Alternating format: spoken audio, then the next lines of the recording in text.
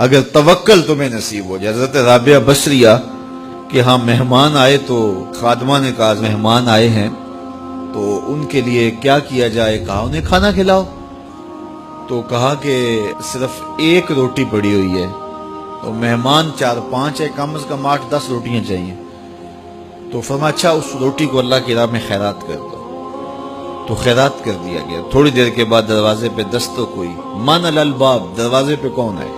کہا فلاں کا فرستادہ غلام ہوں، میرے آقا نے آپ کے لیے کھانا بھیجا.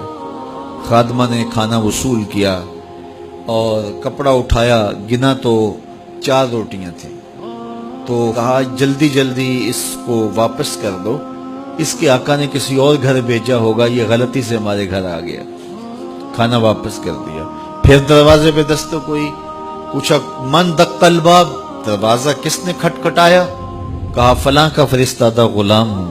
خادمہ نے کھانا وصول کیا. حضرت رابعہ نے کپڑا اٹھایا تو گنا تو 6 روٹیاں تھیں. کہا اس کے آقا نے کسی اور ہاں بھیجا ہوگا، یہ غلطی سے ہمارے گھر آ گیا. کھانا واپس کر دیا. پھر دروازے پہ دستک ہوئی تو پوچھا دروازے پہ کون ہے؟ کہا فلاں آقا کا بھیجا ہوا غلام ہوں. اور انہوں نے کہا یہ کھانا حضرت رابعہ کو دے کے آنا ہے. تو خادمہ نے وصول کیا. حضرت رابعہ نے کپڑا اٹھایا، گنا تو 10 روٹیاں تھیں.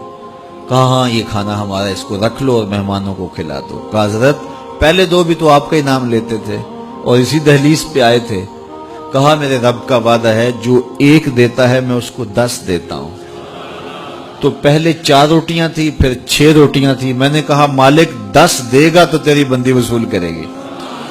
تو اگر اس پہ توکل قائم ہو جائے، اس پہ بھروسہ قائم ہو جائے، وہ وہاں سے دیتا ہے جہاں سے بندے کو گمان بھی نہیں ہوتا. تو جب انسان اللہ کے فضل پر توکل قائم کر لیتا ہے تو پھر کام کاج ضرور کرتا ہے، لیکن اس کی زندگی کی جو ٹینشن ہے وہ ختم ہو جاتی ہے. بس وہ جتنا کر سکتا ہے وہ کرے، باقی چھوڑ دے اس پہ، تو پھر وہ خزانہ غیب سے نصیب فرمائے گا.